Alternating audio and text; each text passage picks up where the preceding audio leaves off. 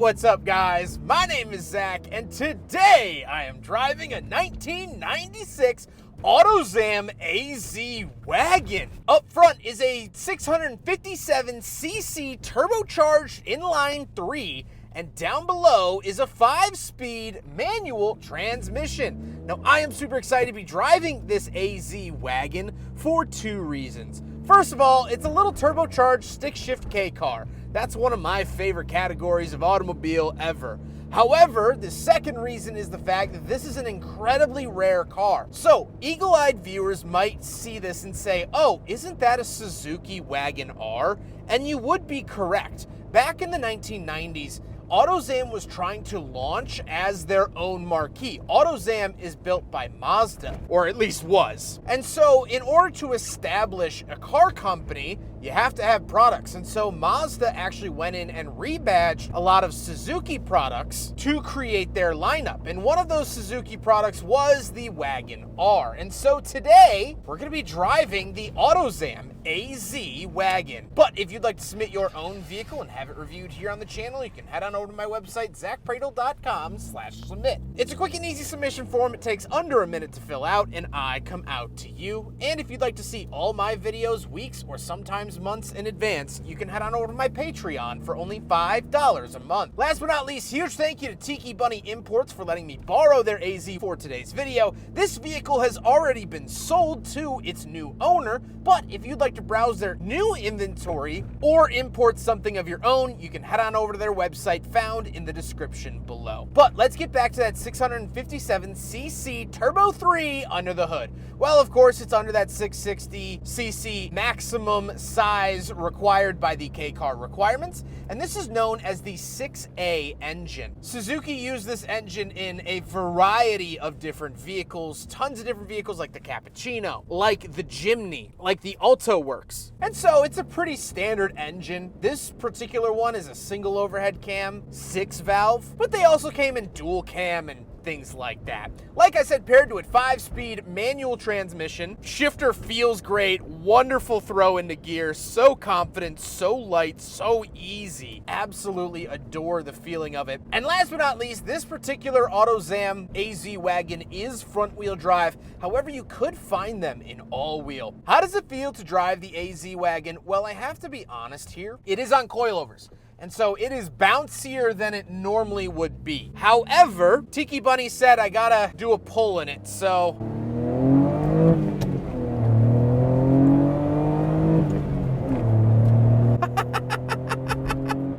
It's quick!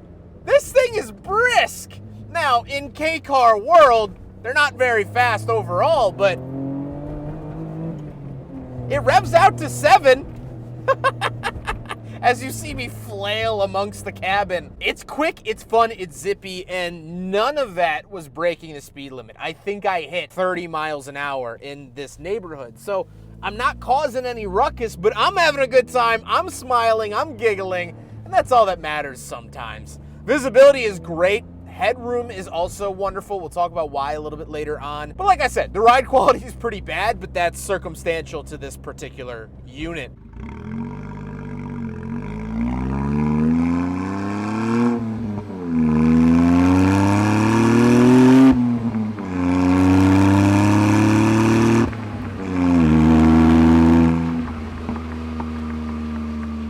With that stuff out of the way, let's talk about the interior. Well, in front of me, I have 4 gauges. Off to the left is the tachometer, in the center is the speedometer, and off to the right is the coolant temperature and fuel. On the steering wheel, we do get an Autozam badge. It's always a cool and unique day as an American to be driving and seeing Autozam looking back at you. And off to the right, we have a climate control vent. We have our rear defrost, rear wiper options, as well as our fog lights. And moving on to the door, we have power windows, especially in the 1990s. Power windows was kind of hard to find on K cars, so really, really nice to see that here in an Autozam. Moving into the center, we do have our Carrozzeria aftermarket stereo. Carrozzeria, of course, is pioneer for the Japanese market. 2 climate control vents. Our climate controls themselves, exceedingly basic climate controls here. Nothing new, cool, interesting, or special. We have a little cubby pull out ashtray and cigarette lighter. And then we have our shifter. It seems to be cosplaying as Jack's giant beanstalk, because it is very, very tall, but it works, and honestly, it's within a good arm's reach of the driver, so it feels relatively natural. It just kind of looks like a giraffe. We have our handbrake in the center, and no cup holders, so the Autozam AZ-Wagon fails the big friggin' bottle test. Now, before we talk about the seats themselves, the seats actually do have a fun party trick. So, under the driver's seat, you do get a little container. Suzuki and Autozam really wanted to maximize your interior space, so that's how they did it. But under the passenger seat, there's actually a removable shopping basket. The idea here, because Japan has been always anti-plastic bags, you usually have to pay for them when you go to a convenience store or something. The idea is that you bring this into the shop with you and use it as your shopping cart, and then you just put it back in the car. Really, really cool feature here that, of course, was also featured on the Suzuki Wagon R. But the seats themselves are comfortable. They're this adorable 90s fabric, and I love the fact that these actually have ZV Turbo stitched into them. Fun little marketing experiment there, but of course, I really like it. However, speaking of seats, we do have back seats, although only accessible via one door. So let's hop in that only door we have to talk about the back. All right, getting in the back of the Autozam AZ-Wagon, close it up here, and the first thing you'll note is the fact that it actually has crank rear windows. So we got power front windows, but we are stuck with good old cranks back here. The other thing you'll note is that this is not a door. So the Wagon R is the same way. Obviously, there's only a door on the passenger side. Nice, lovely, good, solid door. Nothing over here. You do get this nice big shelf to kind of fill that in. Reason for that is A, structural rigidity, but B, for safety. You know, you can only get out on the passenger side of the vehicle. You're not going to swing the door out into oncoming traffic, or at least that's the idea, but it's mostly structural rigidity. Up over my shoulder, you will see a Suzuki Wagon R dealer option speaker. Now, I am not sure if this was originally spec'd on this AZ Wagon, saying Suzuki on it, but this was an option for Suzuki Wagon Rs, and someone put it in. But we'll talk about that more with the cargo space. Knee room is not good. Ladies and gentlemen, I am squished back here a little bit, but that is okay. Headroom is great. We'll talk about headroom just in general here in a second with the exterior looks, but it's cool to be back here, and I don't know how many people can say that they've been in the back of an Autozam AZ Wagon. Most people don't even know what the Autozam brand is, so yeah, this is pretty freaking cool. Oh, this is the stuff that I love. Today's a good day. Let's hop into the back. We'll take a quick look at the trunk and the cargo space, and then we'll talk about the looks. Right around the back of the Autozam AZ Wagon, big chunky button right here, and pull this up. You also get this big grab handle as well. And once we are back here, this is that speaker system I was talking about. Obviously, it says Wagon R, meant for a Wagon R, but this is really a Wagon R. We do get a light over here. Very, very nice to see that. And we do have some floor space. I don't know if I can peel this up to reveal anything. Oh, we do get a tiny little spare tire. Look at that. It's so adorable. So you do get some space. You can fold these seats down. My equipment case is in the way, but there you go. You can fold these down.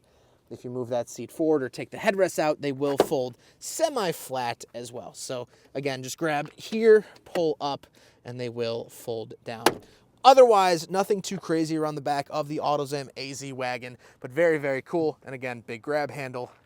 Super light and easy to maneuver the tailgate of the AZ Wagon. Now we gotta talk about the looks, and obviously not much has changed here for the Autozam AZ Wagon as compared to the Suzuki Wagon R. Badges, of course, are different. These are BBS wheels. They are aftermarket BBS wheels, so that's not true to the AZ Wagon's original format. But if you look at this, you're gonna say, yeah, that's a Wagon R, because it is. Not much changes visually. However, that's okay. I do think it's handsome, and you'll notice that the Wagon R and the AZ-Wagon do look a little bit taller. In the late 90s, the K-car requirements actually became a little bit more relaxed when it came to height. And so from the mid-90s onward, you'll start to see K-cars with these like almost cartoonishly tall roofs. That's because they were able to do that, and so they gave you more headroom when they could. So that's why it kind of has this cartoonish look to it. The body looks smaller than the roof, but that's all a part of the plan. With all of that being said, let's get on to my final thoughts. What do I think driving an Autozam AZ-Wagon? Well, this has been an incredible experience, mainly because I was trying to do research on this vehicle, and there's not a lot of info. I have found facts that it exists, and that's about it. There aren't any major reviews here on YouTube. There aren't any big articles about it. Anytime you type in Autozam AZ-Wagon, it usually autocorrects to AZ-1, which was the very famous sports car, and kind of the only reason people know the Autozam name. But there was actually a whole line of vehicles that Mazda was producing under the Autozam badge. We've also reviewed the Autozam review here on the channel. I'll leave that at the end of this video as well. So why would Mazda do this? Why would Mazda take a Suzuki, switch the badges, and try to pass it off as its own vehicle? Well, in the late 80s, early 90s, a lot of Japanese automakers started to diversify. K-cars were becoming more and more popular. And so Toyota bought Daihatsu. That was their K-car. Whenever you see a Daihatsu, it's really just a small Toyota underneath. And so Mazda wanted to do the same thing. They wanted to have Mazda as their mainstay, Autozam as their entry level, and Yunos as their upper tier luxury vehicles. That's like the Yunos Roadster, which was a nicer version of the Miata. They had the Yunos Cosmo, which was the only factory 3-rotor rotary engined vehicle. And that was going to be sort of the hierarchy. You buy an Autozam, then you work your way up to a Mazda, then you work your way up to a Yunos. Much like we have Chevy, Buick, Cadillac here in the States. But in order to start this new venture, as I mentioned earlier, you need cars. And so Mazda had a partnership with Suzuki at the time. So they started to rebadge Suzukis to form their lineup. The Autozam Scrum was the Suzuki Carry. The AZ-1 was also a rebadged Suzuki. I can't think of the name right now, but I'll put it up on the screen. That was a rebadged Suzuki as well. They had the AZ Off-Road, which was basically a Suzuki Jimny. And then you have this, which was the Autozam or Mazda version of the Wagon R. And so the original plan was you do this for a couple years. You sell some Suzukis as Autozams till you build that brand recognition, people know what to expect, and then you can see if it's worth it to spend the money to develop their own vehicles. If you think developing a car takes $1 billion, well, borrowing and rebadge probably takes $100 million. That's a $900 million savings. So that's what Autozam and Mazda did. Now, unfortunately, Autozam didn't live past the 90s. It just wasn't profitable. It never really caught on that well, and so Mazda canned the project, both with the lower Autozam, but also the higher Yunos. Yunos never made it out of the 90s either. The economic bubble of the 90s popped, people didn't have the extra money, blah, blah, blah, it's a whole thing. What I can tell you is that the Autozam AZ-Wagon is special. It's unique, it's fun, it's thrilling, and just a diamond. I don't want to say in the rough, because most K-cars are diamond. This is just another shiny diamond in the jewelry store. But it might be an overlooked one, or it might be a vehicle that you just don't know a whole lot about. I didn't know a whole lot about. I'm not speaking from any level of above averageness. I am learning about this car as I drive it, and I'm so incredibly fortunate to have the opportunity to drive it. And so that's my ending point. That's my ending goal here today. I want to show you and help you as well as myself experience a vehicle that there just isn't a whole lot of information on. Mazda sold the Wagon R as their own. And after Autozam went kaput in the late 90s, they actually still sold the Wagon R under the Mazda name. It was just the Mazda AZ-Wagon. So, a little fun fact for you there. I hope you guys enjoyed the video. Huge thank you to Tiki Bunny Imports for letting me borrow their AZ-Wagon for today's video. They have been such a wonderful, wonderful support to the channel. I've reviewed so many Tiki Bunny cars. Always cool, always interesting, always things I have never heard of here in the States. So I'm very, very appreciative of them. Please go check out their Instagram as well as their website. And as I mentioned, this particular AZ-Wagon has already been purchased, but if you would like to import your own AZ-Wagon or just import cars in general, please go contact Tiki Bunny Imports. They are just wonderful. But I hope you guys enjoyed the video. Don't forget to rate the video, comment on the video, and subscribe if you really liked it. Take care, guys.